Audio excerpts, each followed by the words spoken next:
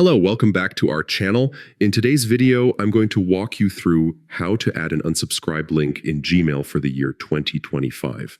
This is one of those small but very important steps that helps you maintain a professional image, keep your mailing list clean, and most importantly, respect your audience's preferences.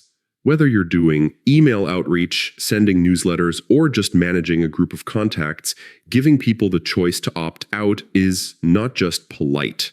It's also part of email best practices. Let's get started. First, open your Gmail account and click on the Compose button, which you'll usually find on the left-hand side of your dashboard. This will open a new email draft. If you're working with a template, it's best to keep it in plain text to avoid any formatting issues while adding your link. Now scroll down to the bottom of your draft. This is the perfect place to add your unsubscribe option. Type in a short and clear line of text such as unsubscribe, or something a bit more descriptive like click here if you'd like to unsubscribe from these emails. The wording is totally up to you, but keep it simple and direct so your reader knows exactly what it means. Once you've typed the text, go ahead and highlight it.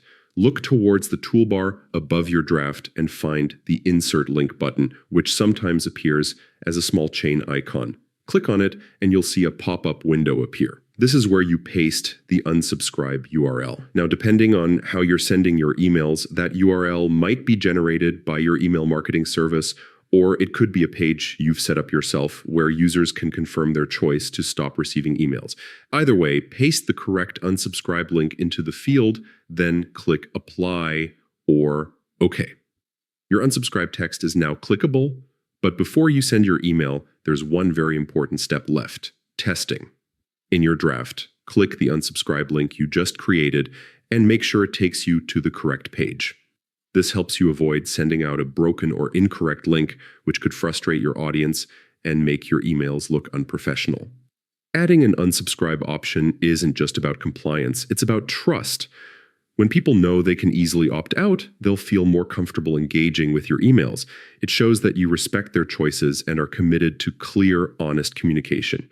And that's all there is to it. You've now learned how to add an unsubscribe link in Gmail in just a few simple steps. This little addition can make a big difference in how your emails are received and how your audience views you.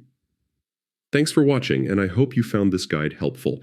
If you did, make sure to give this video a thumbs up, share it with others who might benefit, and don't forget to subscribe to our channel for more helpful tutorials. See you in the next one.